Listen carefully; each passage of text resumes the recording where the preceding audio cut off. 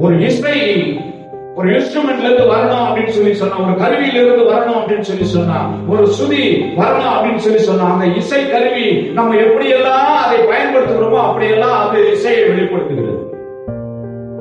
நம்ம மனசுல இருக்குது, இது அழுதுனா இந்த சவுண்ட் வரும் அப்படின்றது ஒரு நியதி இருக்கிறது அந்த இசைக்கருவிக்கு. அந்த இசைக்கருவிக்கு அப்படி ஒரு கமாண்ட் கொடுத்து வச்சிருப்பாங்க, கட்டளை கொடுத்து வச்சிருப்பாங்க. அந்த மாதிரியான ஒரு இயக்கத்தை அது நடத்த அதற்கு அதுக்கு ஒரு கமாண்ட் பண்ணியிருப்பாங்க.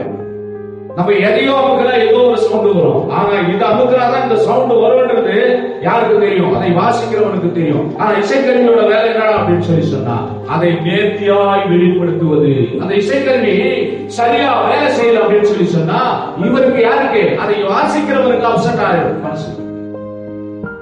அதை வாசிக்கிறவனுக்கு அதை தொடர்ந்து வாசிக்க இயலாமல் போயிடும். காரணம் என்ன? அந்த இசைக்கருவி என்ன இருக்குது? பழுதா இருக்கிறது. நாம எல்லாரும் இசைக்கருவிகள். நம்மை வாசிக்கிறவர் நம்முடைய ஆண்டவர். அவர் மனசுல இருக்கிற இசையை வெளிப்படுத்துகிற இசை கருவிகளாக நாம் இருக்கணும். நல்ல சுதியை, நல்ல இயக்கத்தை, நல்ல இசையை நாம் வெளிப்படுத்துகிறவர்களாக இருக்க வேண்டும். நம்ம சரியா சத்தத்தை வெளிப்படுத்தலன்னா, இசையை வெளிப்படுத்தலன்னா நாம பழுதடைந்து இருக்கிறோம் என்று அர்த்தம்.